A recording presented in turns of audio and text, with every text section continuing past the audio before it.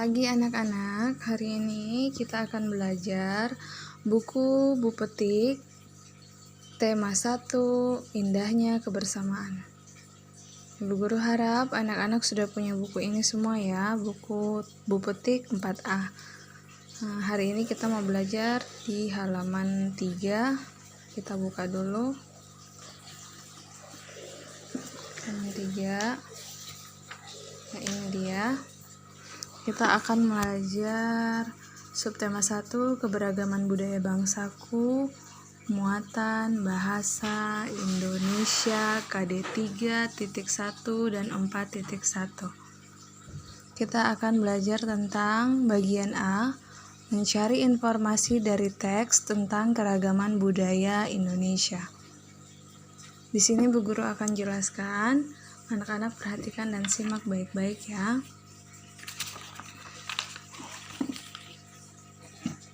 Teks adalah tulisan yang berisi informasi-informasi. Teks biasanya berisi sebuah paragraf atau beberapa paragraf. Kita dapat menemukan informasi dari sebuah teks dengan melakukan hal-hal sebagai berikut. Yang pertama, membaca teks dengan cermat.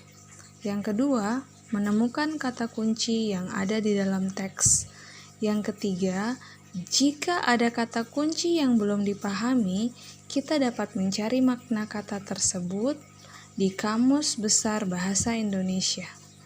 Dan yang keempat, merangkai informasi-informasi yang diperoleh menjadi tulisan baru. Nah, di sini ada contoh. Perhatikan contoh berikut. Ini ada teks bacaan. Teks bacaan ini terdiri dari 2 paragraf. Cara membedakan paragraf 1 dengan paragraf selanjutnya, anak-anak bisa lihat di sini. Ada kalimat yang tulisannya agak masuk ke dalam. Kemudian setelah beberapa baris, ada lagi kalimat yang tulisannya masuk ke dalam. Nah, hal ini menunjukkan bahwa ini adalah awal paragraf. Ini adalah paragraf pertama. Dia sampai di sini.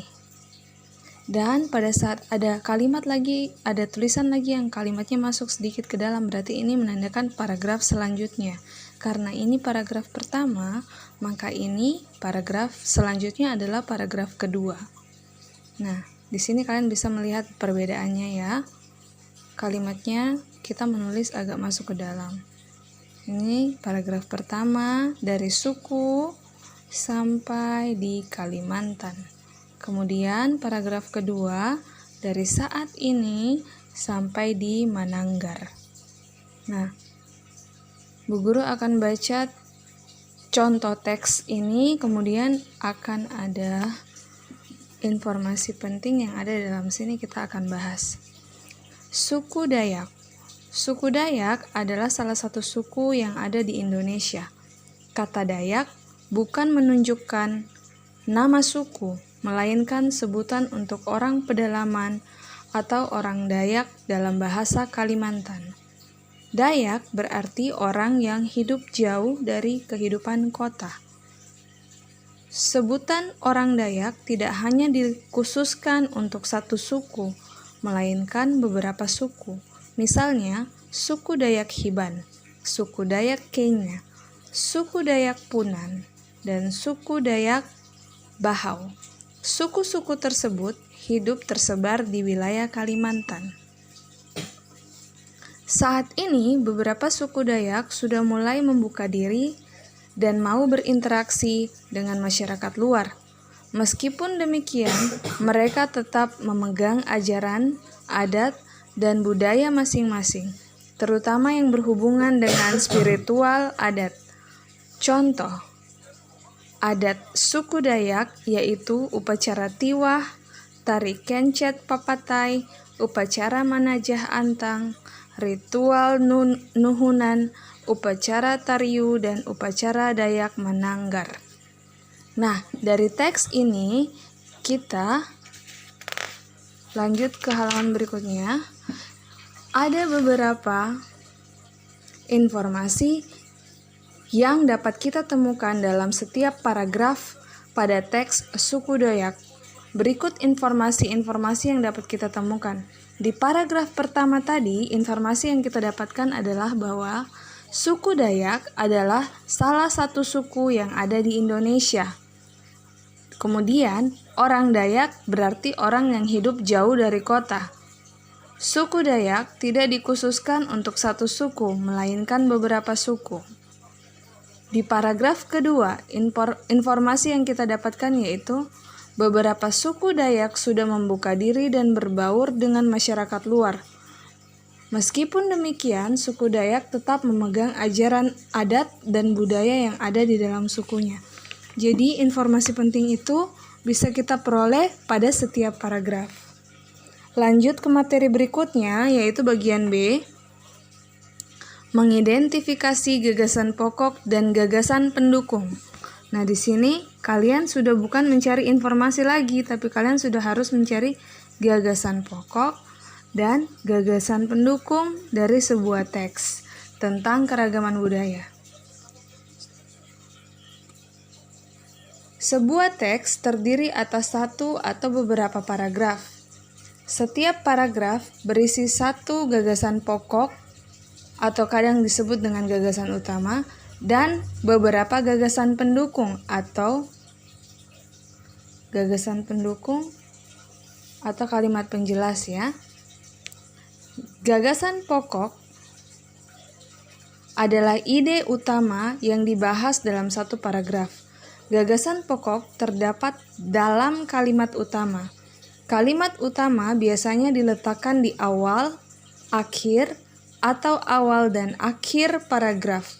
Sementara itu, gagasan pendukung adalah uraian atau informasi tambahan yang mendukung gagasan pokok. Gagasan pendukung terdapat di dalam kalimat penjelas. Nah, contohnya sini ada teks tentang Barong Bali. Barong adalah simbol kebaikan dalam kebudayaan masyarakat Bali. Barong digambarkan sebagai makhluk yang memiliki taring panjang dan surai lebat dengan wajah seperti harimau atau singa.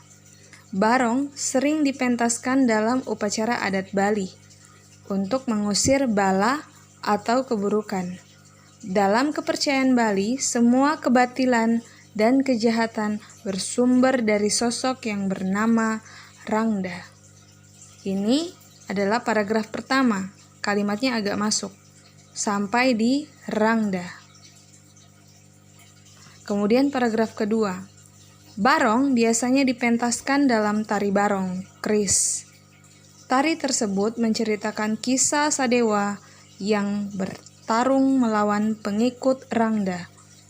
Pada puncak pementasan tari, Sadewa yang kewalahan melawan Rangda menjelma menjadi barong untuk mengimbanginya. Pertempuran keduanya kemudian menjadi imbang tanpa diketahui pemenangnya. Bahkan ketika pasukan Rangda dan pasukan Erlangga membantu, situasi pertempuran tidak berubah. Pertempuran Rangda melawan Barong yang tidak kunjung usai menjadi simbol perlawanan terhadap kebajikan dan kebatilan yang tidak kunjung usai. Nah, dari paragraf ini, paragraf atau teks Barong Bali terdapat dua paragraf, yaitu paragraf pertama tentang di sini sampai sini, kemudian paragraf kedua dari Barong sampai di usai. Dari paragraf ini kita akan membuat dari teks tentang Barong Bali terdiri dari dua paragraf ini, gagasan utama dan dari paragraf 1 dan 2 terdapat di awal paragraf. Sementara itu gagasan pendukung setiap paragraf teks tersebut terletak setelah gagasan utama hingga akhir paragraf. Nah, jadi ini paragraf pertama dia punya gagasan pokok itu dari sini. Barong adalah simbol kebaikan dalam kebudayaan masyarakat Bali. Sampai di sini itu dia punya gagasan pokok. Kemudian gagasan pendukungnya dari sini sampai ke sini. Nah, itu adalah gagasan pendukungnya. Nah, di sini Kita akan membuat gagasan pokok dan gagasan pendukung dalam dua versi. Yang pertama, dalam versi tabel. Jadi kalau ada soal, bacalah teks berikut. Ada teks, kemudian buatlah gagasan pokok dan gagasan pendukung dari teks berikut ke dalam tabel. Nah, contohnya kalian buat kayak begini. Ini tabel ya, dalam bentuk tabel.